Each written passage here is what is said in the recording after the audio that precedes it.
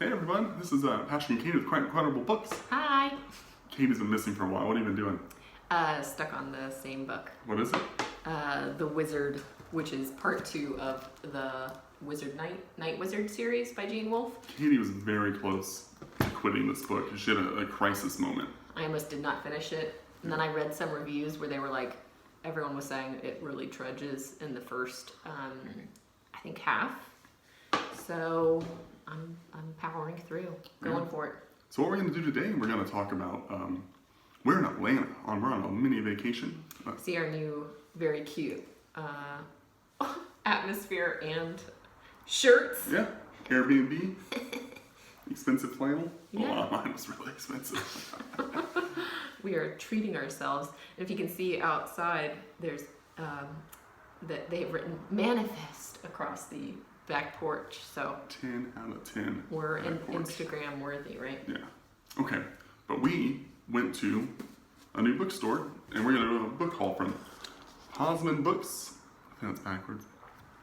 Either way, I was pleasantly surprised. I thought that Posman Books is really, really neat, really well curated. I think we found some stuff that we couldn't find in town. Yep. So we're going to do our book haul. But for me, first, what have I been doing? The Secret Commonwealth, Philip Pullman. I'm not going to say at all how I feel about it. Katie's going to read it. We're going to do a group review. All he says that we were excited to read it. We both read the original trilogy. Yeah. His Dark Materials. We're watching the BBC. We're watching the BBC series. I was a big fan of El Sauvage. I thought I had no reason to be as good as it was. So this is the follow-up. But I have no opinion or no stated opinion.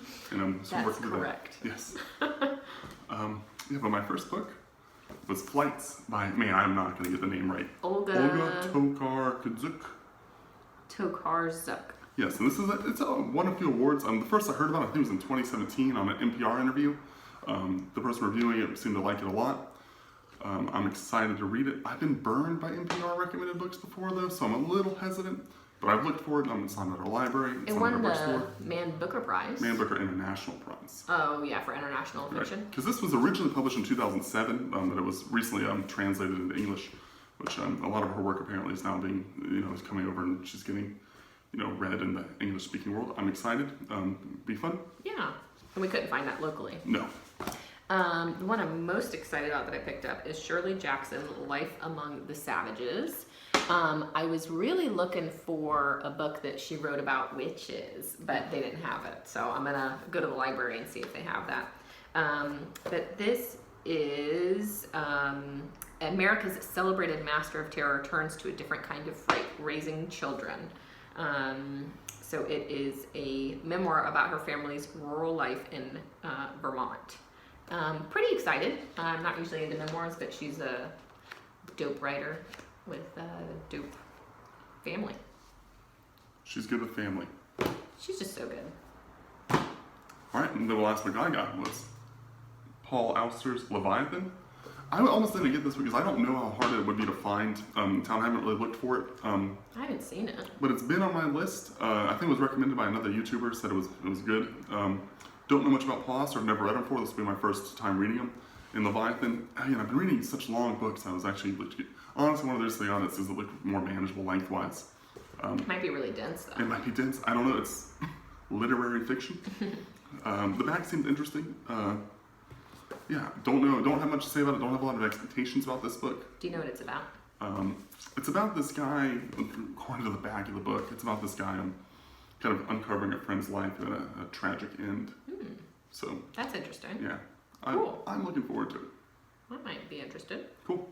I also picked up this one, which I don't think I'm going to be rushing to read anytime soon, but it just seemed unique and something I had not seen before. It's Philip Pullman, Fairy Tales from the Brothers Grimm. So from what I understand, he has rewritten some of his favorite stories from the Brothers Grimm Fairy Tales series. I'm interested. I like Philip Pullman, obviously. We're talking about his Dark Materials and stuff. I guess that's probably why this is coming out. It's probably, yeah. Kind of obscure, but I thought it was interesting. But again, don't know that I'll be rushing to read it. Again, I think it's one of the ones that it'll probably remain unread for a little bit, but it'll be valuable when we do get to it. Yeah. And then we both picked up, I would say this is a joint purchase, This is right? a joint purchase. So you talk about it. We'll bring it together. Da-na-na. Spiderland by Scott Tennant. We should have done like the breakfast. Oh, yeah.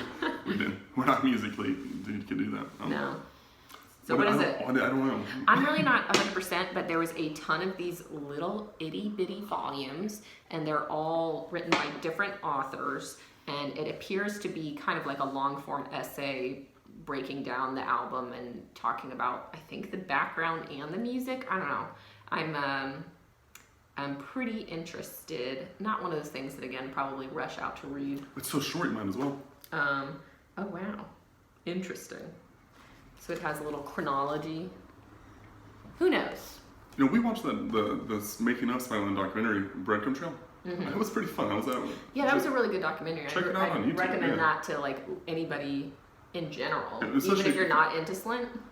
If you like alternative music and like kind of that. Yeah. It's still an interesting story, It's an interesting story. It's these like super duper young kids writing this really ambitious music. Spiderland's not. I would not have imagined how young they were the first time I heard this album. No, Yeah. and their parents are really interesting. They're like really embracing their Support your Greek flag. kids. Yeah. Why not support your kids? I don't know. They might do something with it. It was pretty neat. Yeah. I would watch it even if I wasn't into the music. Spiderland's a good album though. Very good album. Interested in the book.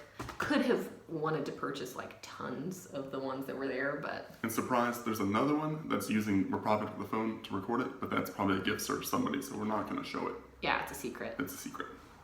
They don't watch it anyway, but Nobody watches it. Troy does. Scream into the Hi, world. Hi, Troy. Miss you. Miss you, yeah. Thanks for bringing in the trash can the for trash. us. Yeah, that was. You know, people use the sidewalk, and now it's free. Thank you. But we're in Atlanta. We went and saw Big Thief. Big Thief was great. Mm-hmm. The opener also, Pale Hound. Pale Hound. Good too. Really, Yeah. I've heard worse openers. They were good. Very good. Having a great time. And Signing off, right? yeah, that's we're it. done. Then we're done.